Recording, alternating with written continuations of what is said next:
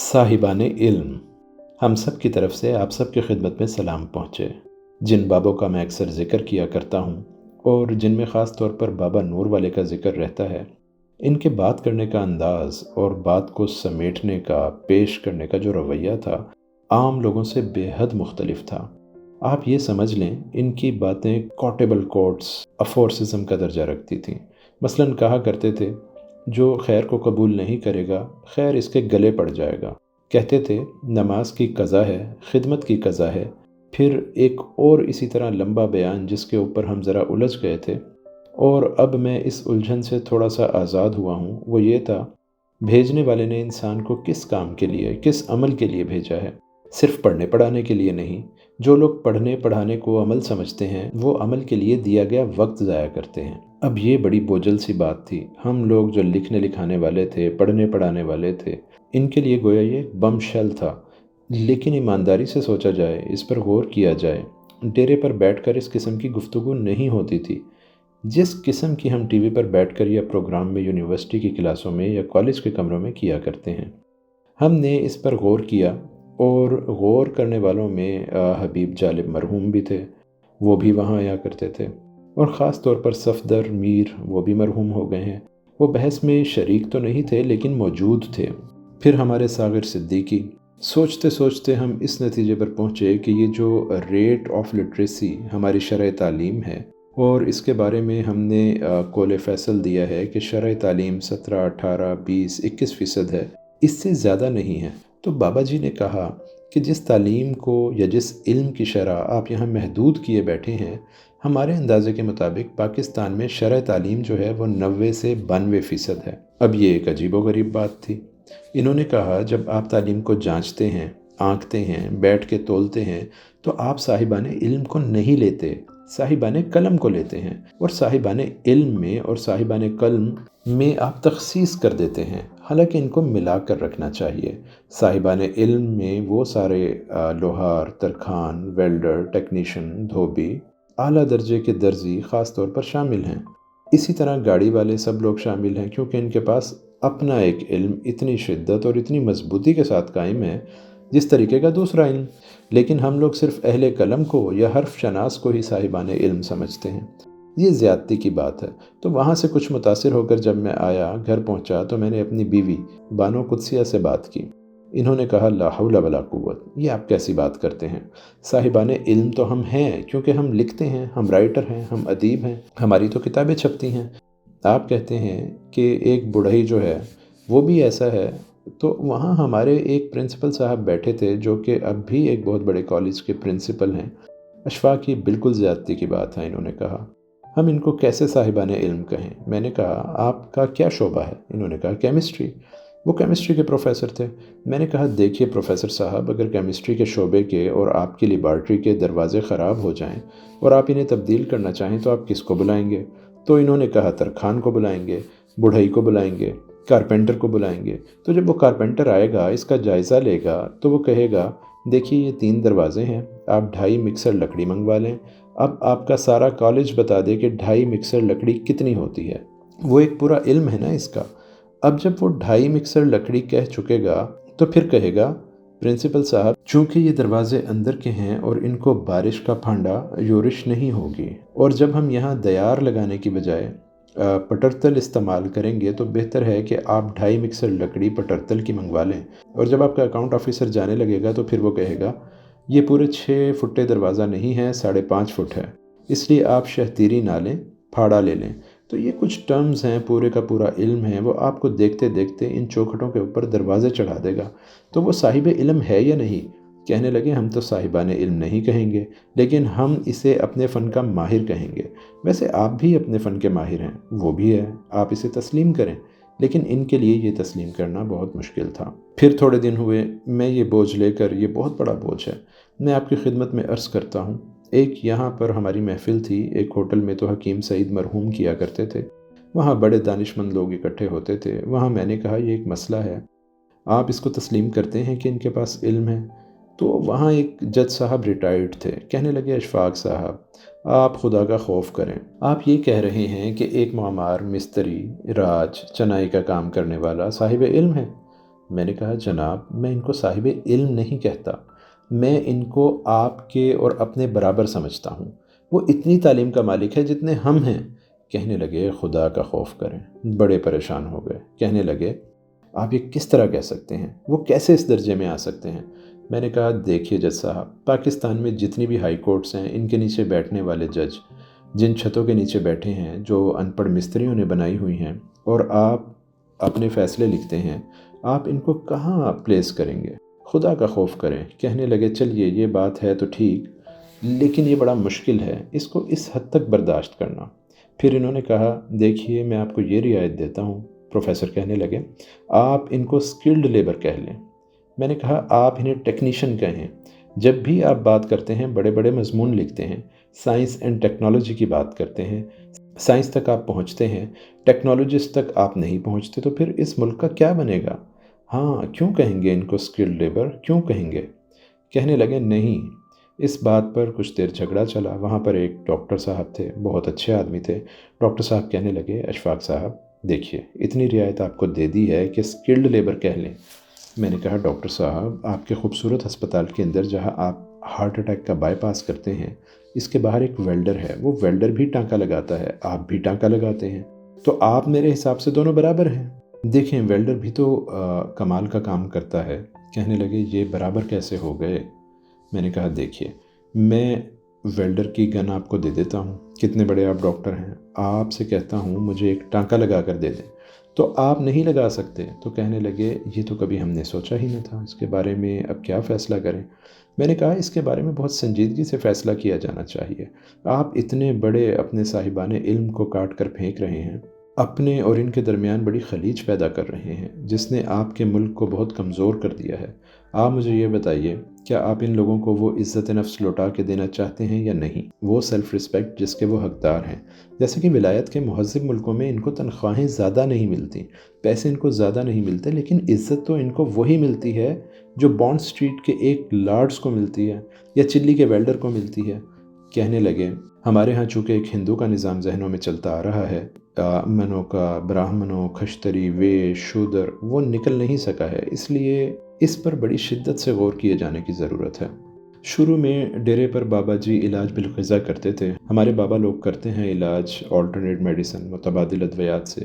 وہیں اس کا پتہ چلا، وہاں کچھ لڑکیاں آئی ہوئی تھیں، بڑی پیاری خوبصورت، بہت گہرے سانولے رنگ کی، 4 5 6 برس کی، ایک بڑی عمر کی عورت تھی، ساتھ ایک بابا تھا۔ وہ اس کا علاج کروانے کے لیے آئی تھیں، تو میں نے بابا جی سے پوچھا یہ کون بچیاں ہیں جو اپنا علاج کروانے کے لیے آئی ہیں؟ انہوں نے کہا اپنے تائے کو لے کے آئی ہیں، اور یہ بچیاں وہ ہیں جو بہاولپور ملتان میں کاٹن پکرز، کپاس چننے والی ہیں۔ تو مجھے خیال آیا کہ پاکستان کی ریڑھ کی ہڈی کی وہ خواتین ہیں جو کپاس چنتی ہیں یا رائس پلانٹر ہیں۔ یہ خواتین ہیں جن کا نام اخباروں میں آتا ہے یا جو روز اپنی برتری کے دعوے کرتی ہیں، نہ وہ تو ہمارے جیسی ہیں، ہم ان کے ساتھ کے ہیں۔ یہ آپ کا پاکستان جس کی ساری اکانومی کا دار و مدار کاٹن کی اکانومی پر ہے، اور جو آپ کے لیے اتنے سارے ڈالر، پاؤنڈز، ڈچ مارک، ین حاصل کرتی ہیں، وہی لڑکیاں ہیں جو کاٹن پکر ہیں۔ میری چونکہ تجسس کی عادت ہے تو میں نے پوچھا بیبیو یہ کپاس چننے کا کام اتنا مشکل ہے؟ ہاں جی بابا، یہ جو پھٹی چگنا ہوتا ہے بڑا مشکل ہوتا ہے۔ تو میں نے کہا تمہاری بڑی شیخی ہے، یعنی میری نگاہوں میں تمہاری عزت سب سے زیادہ ہے، اخبار والی عزت نہیں۔ اس نے کہا نہیں آپ کی بڑی مہربانی۔ میں نے کہا مجھے یہ بتاؤ یہ جو تم کاٹن چنتی ہو تو کیا یہ مشکل کام ہے؟ کیا میں یہ نہیں کر سکتا؟ تو کہنے لگی مرد یہ کام نہیں کر سکتے۔ میں نے کہا کیوں؟ کہنے لگی ان کی انگلیاں موٹی ہوتی ہیں، وہ پھٹی نہیں پٹتے، پورا جوٹا پٹ کے لے جاندے نے۔ تو اگر مردوں کو یہ کام دے دیا جائے خدا نہ خواستہ تو آپ کی اکانومی جو ہے، یہ جو تھوڑا بہت فارن ایکسچینج کماتے ہیں یہ بھی نہ ہو۔ اسی طرح یہ جو رائس پلانٹ کی بات ہے، آپ نے دیکھا ہوگا، گاؤں میں دیکھا ہوگا، وہ عورتیں جو پانی میں کھڑی ہو کے لگاتی ہیں اور وہ پیچھے کو چل رہی ہوتی ہیں، تو پیچھے کو جب آپ دیکھتے ہیں حیرانی سے کہ وہ لائن بالکل سیدھی ہوتی ہے، پھر وہ پیچھے ہٹتی جاتی ہیں، پھر وہ اپنا گانا گائے جاتی ہیں، پھر وہ اس میں پلانٹ کرتی ہیں، تو وہ کم از کم میرے حساب سے رائس پلانٹنگ کی یا رائس ایگریکلچر کی MS سی ہوتی ہیں، اور ان کے ساتھ جو بوڑھے کام کرنے والے ہوتے ہیں وہ PhD کا حق رکھتے ہیں۔ تو ان لوگوں کو جو ہمارے ملک کی ریڑھ کی ہڈی ہیں اور جو صاحبان علم ہیں، جو صاحبان قلم نہیں ہیں، اب ہم یہ چاہیں گے ان صاحبان علم کو جن میں عملی طور پر علم موجود ہے، ان کو کوئی ایسی صورت پیدا کریں کہ ان کے پاس یہ جو تحریری اور حرف شناسی کا علم ہے وہ بھی پہنچ جائے۔ پہنچ اس لیے نہیں رہا کہ ان کو ہم نہیں مانتے، اس بارے میں جہاں جہاں میرا جھگڑا چلا صورتحال ایسی ہی تھی۔ ایک فوجی تھے، وہ کہنے لگے یہ آپ کی باتیں عجیب عجیب سی ہیں، ہم ان کو کیسے مان لیں؟ میں نے کہا سر، آپ اپنے 32.5 لاکھ کی موٹر محمد صدیق ان پڑھ مستری کو دے آتے ہیں اور ان سے کہتے ہیں 2 دن میں ٹھیک کر دیں، وہ کہتا ہے نہیں 2 نہیں 3 دن لگیں گے۔ یہ کمپنی بے عقل ہے، اس کو بنانی نہیں آتی۔ تو اب میں آپ لوگوں سے، آپ کی وساطت سے، اپنے سارے حضرات سے پوچھتا ہوں، کیا پاکستان میں یہ وقت آ سکتا ہے کہ ہم اپنے آپ کو مضبوط رکھنے کے لیے، اپنے آپ کو طاقتور رکھنے کے لیے ان لوگوں کو بھی اپنے ساتھ شامل کریں؟ ان کے ساتھ کوئی رشتہ داری نہیں کرنی، ان کے ساتھ کوئی محبتیں نہیں کرنی، ان کے ساتھ کوئی پیسے میں ترقی نہیں، لیکن جب آپ جائیں تو ان کو اتنی عزت ضرور عطا کریں جتنی جب آپ ولایت جاتے ہیں تو ایک ٹیکسی ڈرائیور کو ادا کرتے ہیں۔ میں آپ کی خدمت میں یہ سوال پیش کر رہا ہوں اور اپنے ناظرین اور سامعین کی خدمت میں بھی کہ اس کو کیسے حل کیا جائے۔ میں یہ چاہتا ہوں کہ کل غروب آفتاب سے پہلے ہم سارے مل جائیں اور اس مضبوطی کو اپنا لیں جو آپ بڑے فخریہ انداز میں کہا کرتے ہیں کہ ترقی یافتہ ملکوں میں یہ ہوتا ہے، وہ ہوتا ہے۔ میرے خیال میں ہم کوئی ایسا ڈھانچہ بنائیں جس میں صاحبان قلم کے ساتھ تھوڑا سا عملی طور پر ان کو اپنے کام کرنے کا موقع ملے۔ انہیں تھوڑے سے حروف وہ بتائے جائیں کہ آپ جو عمل کر رہے ہیں، ایک بندہ تیسا چلا رہا ہے، رندہ مار رہا ہے، اس میں اس کو پتہ چلے کہ اس میں کیا کیا دنیا نے کمال دکھایا ہے اور کیا کیا کام ہو رہا ہے۔ تھوڑی سی حروف شناسی بھی آنی چاہیے۔ اشفاق صاحب، جیسے انہوں نے پیچھے سے شروع کیا تھا، کئی دفعہ حکومت نے تعلیم بالغاں الف بے پے سے شروع کر دیتے ہیں اور اس کا کوئی فائدہ نہیں ہوتا۔ اگر اس لائن میں جیسا آپ نے فرمایا جو عملی کام کرتے ہیں، اب ان کو پش کرنے کی ضرورت ہے۔ اگر ان کے لیے کوئی ادارہ یا کوئی نظام قائم کیا جائے، واقعی یہ ان کی تھوڑی سی کمی ہے جو عملی طور پر سب کچھ جانتے ہیں، اب یہ ہے دوسروں کو سمجھانے کے لیے یا کچھ کرنے کے لیے۔ یہی چیز وہ کوئی صاحب علم ہو، جیسے کہ نجمہ نے کہا، ہم اپنے علم پر تھوڑا سا فخر کرنا شروع کریں گے تو ہم میں تقویت آئے گی۔ ابھی ہم تھوڑا سا ڈرے ہوئے ہیں۔ میری بھانجی ہے، وہ MSc ہے، پروفیسر ہے ہوم اکنامکس کی، اور اس نے اسپیشلائز کیا ہے کھانا وغیرہ پکانے میں۔ لیکن ہمارے گھر میں جب کوئی دعوت ہوتی ہے تو ہم صدیوں باورچی کو بلاتے ہیں، لیکن ہمارے گھر میں جب کوئی دعوت ہوتی ہے تو ہم صدیق باورچی کو بلاتے ہیں۔ ایک مرتبہ شادی پر دیر کی بات ہے، 42 دیگیں پکانی تھیں اور وہ باورچی 42 دیگوں کو کس ترتیب سے تیار کر رہا تھا اور کتنی مستعدی سے، اور اس کے پاس کتنا علم تھا، آپ اس کا اندازہ نہیں لگا سکتے۔ تو میں یہ درخواست لے کر آیا تھا آپ کی خدمت میں کہ لوگوں کو سیلف رسپیکٹ، جو کہ ان کا حق ہے، جو کہ ان کی توقیر ہے، وہ ان کو لوٹا دینی چاہیے، بہت ضروری ہے، ورنہ پھر ہم اس غلط فہمی اور کوتاہی میں مبتلا رہیں گے جس میں اب ہیں۔ یہ تو میری بات تھی جو میں نے آپ کی خدمت میں پیش کر دی۔ کچھ الجھنیں میری بھی ہوتی ہیں جس سے میں آپ کو زحمت دیتا ہوں، وہ یہ ہے کہ ایک بہت ہی ذہین انسان، غیر معمولی ذہین انسان، بہت زیادہ، کیا بات ہے، وہ عام لوگوں سے نہیں مل سکتا، ان کے درمیان زندگی نہیں بسر کرتا، ان سے کچھ کٹا کٹا رہتا ہے۔ میرا خیال ہے وہ اپنی تخلیقی قوتوں میں اتنا مگن ہوتا ہے کہ اس کو شاید دنیا کی ضرورت نہیں رہتی۔ شاید یہ بات ہو سکتی ہے، یہ نہیں کہ وہ کٹا رہنا چاہتا ہے، لیکن وہ اپنے میں اتنا مگن ہے جس طرح ہمارے ملنگ بابے ہیں۔ وہ اتنا پرسکون ہے کہ وہ باہر کی دنیا میں آنا چاہتا ہی نہیں۔ جہاں تک ذہانت کا تعلق ہے، جس کی لیٹسٹ ڈیفینیشن یہ ہے کہ وہ شخص ذہین ہے جو خود کو ماحول میں ایڈجسٹ کرے، لیکن وہ ایسا نہیں کر رہا۔ اس کا مطلب ہے اس کی ذہانت میں کوئی خرابی ہے۔ میرا خیال ہے اس کو اپنی ایک مکمل دنیا ملی ہوئی ہے، ایک انٹلیکچول ڈسکورس اپنے ساتھ کر رہا ہے، وہ جینیس کی بات کر رہا ہے، غیر معمولی ذہانت کی بات ہے۔ جس طرح آپ نے شروع میں مثال دی ہے بابا جی نور والے کی، جو کبھی اسکول نہیں گئے تھے، کبھی کالج نہیں گئے تھے، لیکن جو ان کا نالج تھا اس کی بنیاد پر شاعر اور آپ جیسے اسکالر ان کے پاس جا کر بیٹھتے تھے اور شیئر کرتے تھے۔ اس کا مطلب ہے کہ ان میں ذہانت اوسطاً زیادہ تھی۔ وہ آپ لوگوں کو متاثر کرتے تھے اور وہ پوری طرح لوگوں کے اندر گھلے ملے بھی رہتے تھے۔ انہوں نے پوری طرح ایڈجسٹ بھی کیا خود کو، اپنے آپ کو۔ یہ آخری فقرہ آپ کا غور طلب ہے کہ گھلے ملے رہتے تھے، بلکہ گھلنے ملنے کے بغیر ان کا علم نکلتا ہی نہیں تھا۔ یہ کیوں ہے؟ میں نجمہ کی بات یہاں تک تو مانتا ہوں، یہاں تک تو ٹھیک ہے کہ وہ اپنے آپ میں، اپنے کام میں، اپنی لگن میں ایسا مصروف ہوتا ہے کہ اپنا رابطہ قائم نہیں رکھ سکتا۔ لیکن اگر وہ ملنگ بابا ہے تو پھر ایریٹنٹ کیوں ہوتا ہے؟ ملنگ بابا ایریٹنٹ نہیں ہوتا، मैं आपसे सवाल यूँ नहीं कर रहा कि इसका जवाब यूँ दें, यहाँ तक तो बात ठीक है, लेकिन ये लोगों से मेल मुलाकात करने में, लोगों के साथ घुलने-मिलने में वो इतना क्यों पाबंद होता है? अपनी ज़ात के अंदर वो आगे नहीं चल सकता। अगर वो मिले तो बहुत कुछ फ़ायदा पा सकता है, इनकी ज़ात को भी, मुआशरे को भी। ये ज़िंदगी की छोटी-छोटी पेचीदगियाँ हैं जो कि इंसान के साथ चलती रहती हैं, लेकिन इन पर गौर किया जाना बहुत ज़रूरी है। मैंने ये देखा है कि डेरों में तकियों पर, ज़ावियों, हर ऐसी बातों का बड़ा पालन होता है और इन पर गौर किया जाता है और आपस में मिल के बात की जाती है।